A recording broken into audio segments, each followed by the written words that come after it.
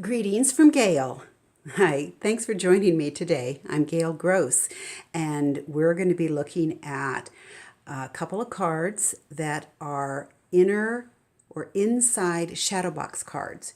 These are actually based on the method that Jennifer McGuire Inc. has shown, and I just wanted to be able to share that with you today.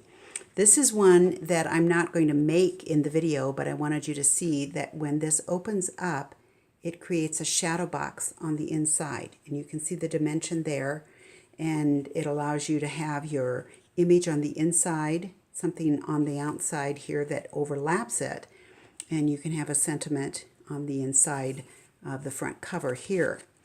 This is the card that we're actually going to be creating today, and this one is using some of the new Close to My Heart Christmas Blessing stamps. It's a special stamp set that's only available till the end of December 2018, and I'm using silver embossing, on the front of this, and it opens up with the nativity scene on the inside. Again, that same dimension, but I'm able to put all of my sentiments on the front here because it is not covered with a pattern paper as the other card was. So let's get started with this. I'm able to make this entire card out of one sheet of 12 by 12 cardstock. I'm going to cut it so that I have a 5.5 by 8.5 piece for the card base and for the inside box. And these pieces on the side, I'm going to show you how I'm going to make use of them. So here's my card base, and here is the inside box. Now you'll notice that these are two different colors. In reality, it's the same piece of paper, but the Close to My Heart cardstock is lighter on one side than the other. So I'm going to put the darker part on the inside. This 1 by 8.5 inch piece at the bottom is just going to be scrap. It's not going to be used. But in order to have that inside image and be able to move it where you want to, I'm going to use a 3.5 by 5 inch piece that's used over there. Then for my particular card, I needed the front sentiment. So there's that 3.5 by 3. And on my nativity scene, I have some cutout images, so that's going to come out of that 3.5 by 4 inch piece. Made use of all of this paper. I did, for mine, I needed an extra piece here on the front, this 4 by 5.25 piece. But if you're just stamping straight on the front of your card, you wouldn't need to have that. So let's see how we're going to make use of all of those pieces here. So what we need to do is, to start with, we need to do some scoring. And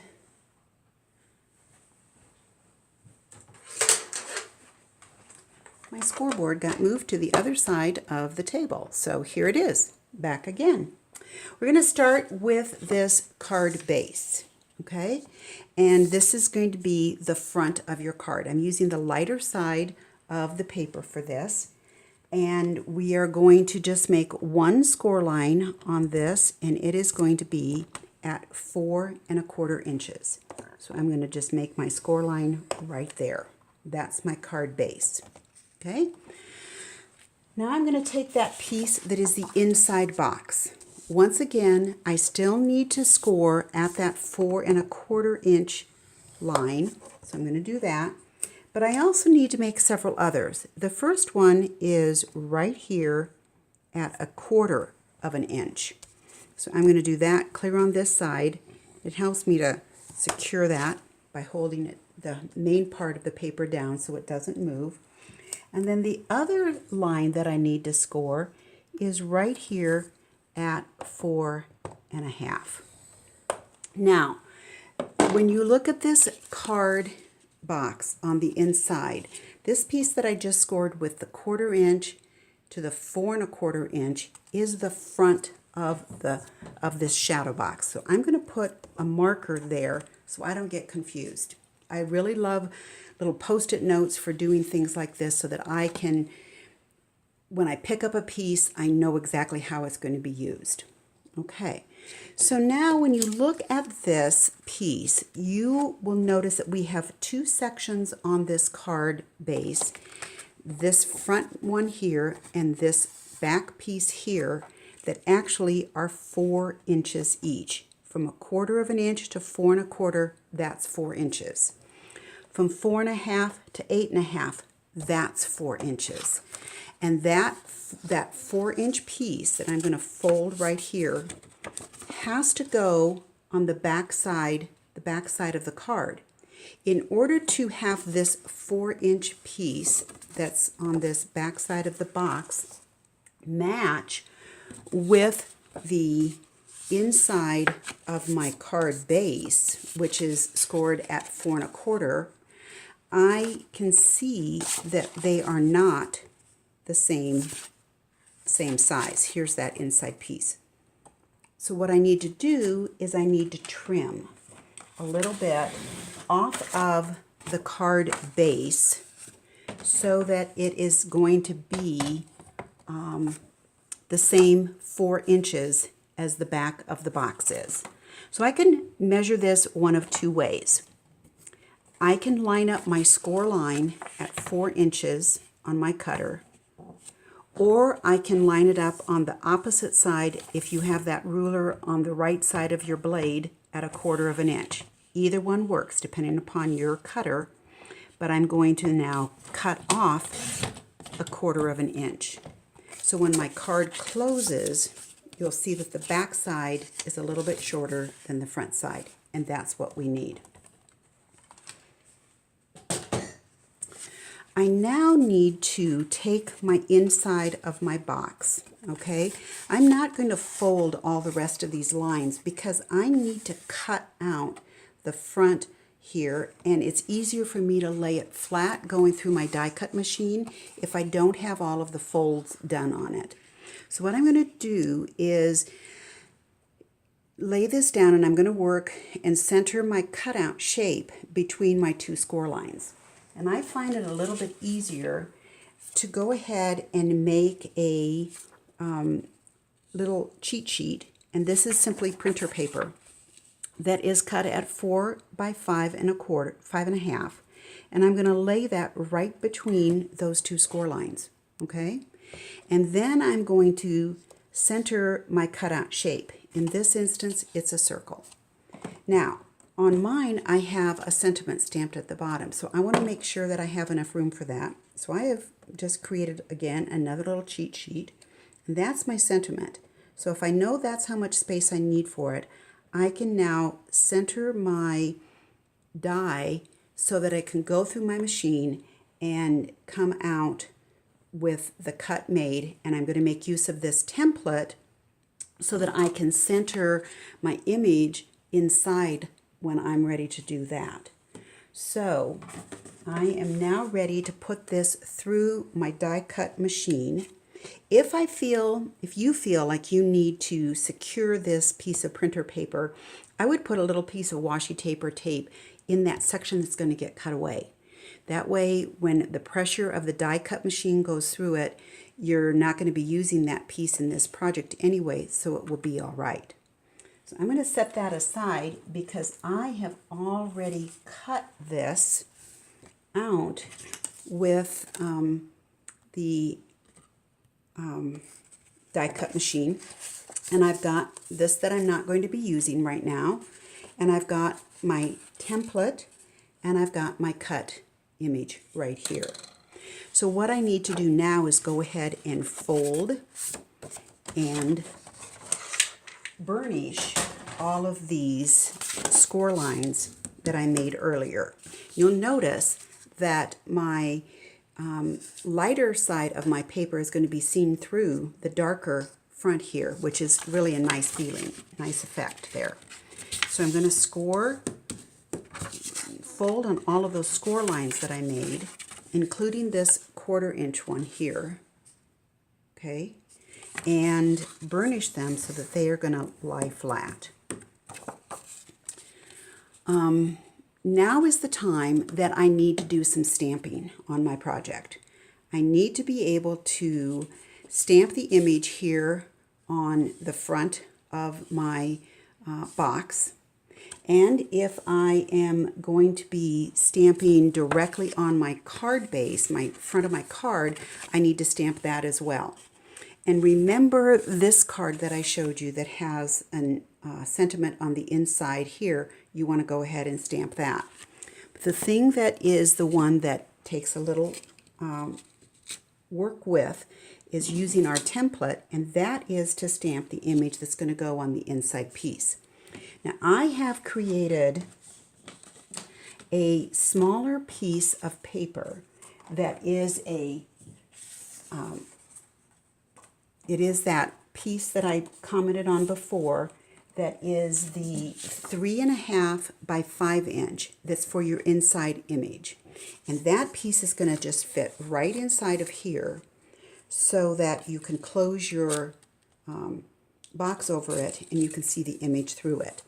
That's where, remember when I showed you before this template that we cut out of printer paper, and that is simply going to fit over this piece of cardstock that you've got. Kind of center it on there so that you know how that's going to work.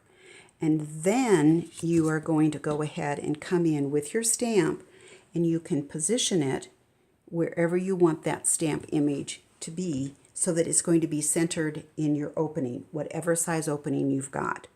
So I've got that ready to go right there. And I have, again, made one up ahead of time, and it has moved away for just a moment. Okay, I found it. Here it is. You can see again, it's been centered on the back of that template piece, and I stamped and embossed my nativity scene in the middle of that piece. So now this is ready to insert into the card when I have the box completely formatted.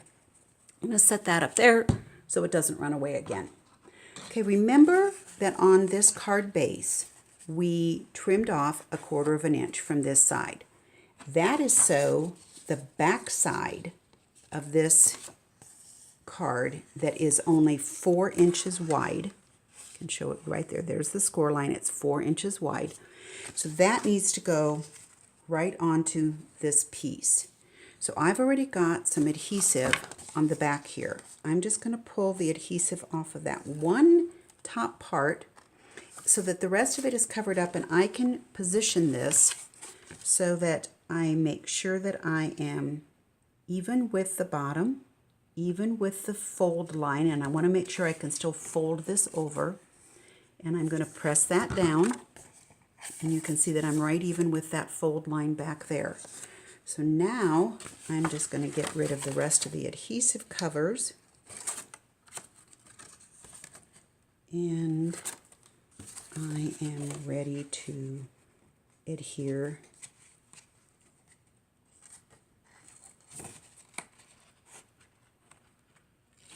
this whole piece down. Now you'll notice that I've already put my stamping, I embossed that also, that is put down right there. Now I need to create the box, and I've got this 1/4 inch fold line here, which I've already put some adhesive on. So what I'm going to do is lay this flat. That edge of this box front is actually even with the fold line right here. So when I pull off the covering of my adhesive, I don't have long nails, so it's hard for me to grab hold of these short little pieces. There we go. Got it off. I'm going to put that right even with it, and I'm just going to close the card front right over the top of it. And when I open it up, I've now got my box. That's how easy that is. Now I've got my dimension right there. For my card, because you'll notice that I have the shepherds here in the front, I'm going to go ahead and apply them first. I've already got some glue dots on the back of them, and I am going to adhere them here. One right there. And I'm going to put the other one on this side. Now that I've got those on the outer dimension, I'm going to go ahead and slide, and I've got some adhesive at the top and bottom on this. I'm going to go ahead and slide this inside and determine where I want it to be. And I can move it around and get it exactly where I want it with this. I'm going to push it down just a little bit, and I think that I'm satisfied with it. So I'm going to reach in, and I think I'm going to try to use a little clip of sorts for this.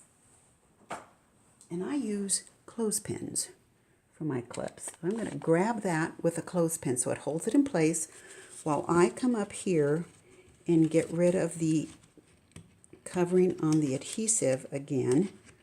It's right here at the top. Get that off. Before I let it go down, I'm going to make sure, and it has moved a little bit, that it's where I want it to be. And I'm going to push that down, get rid of my clothespin, come back in, and get the covering off. I'm going to use my tweezers this time. Okay, so now I've got that pushed down, and there's my card. Now, the card front for me is just going to be added on. I've embossed that, and I'll just add that on to the card front, and I can open it up. And you'll notice that when I used this card, I had the tree inside, and I kept it flat. But there is an option you can also do where you could take your tree and put some foam on the back of it, and when you put it inside there, you could actually have added dimension with your tree having some a little bit of a pop-up, and then you've got Santa over the top of it. So you can play around. You can add dimension.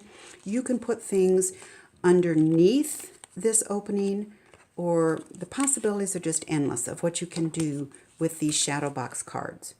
I hope you give them a try. And if you're interested in this beautiful stamp set right here and the others that I've used on this card as well, you can go over to my Close to My Heart website, scrapandgail.ctmh.com, and these are the stamp sets that I used. This is the Christmas Blessings. You can see that the number is CC12181. This is only available till the end of December 2018. It will be retiring along with the rest of our Christmas products at that time. I also used this 'Tis the Season card making set for the frame on the front of the card. This is